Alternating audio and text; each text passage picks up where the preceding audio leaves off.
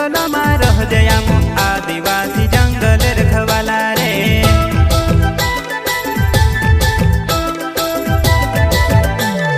चल जंगल जमीन काजे पूजे रे आदिवासी दुनिया ने रखवाला रे। बाप देव खतरी काजे पूजे रे आदिवासी सबसे निराला रे।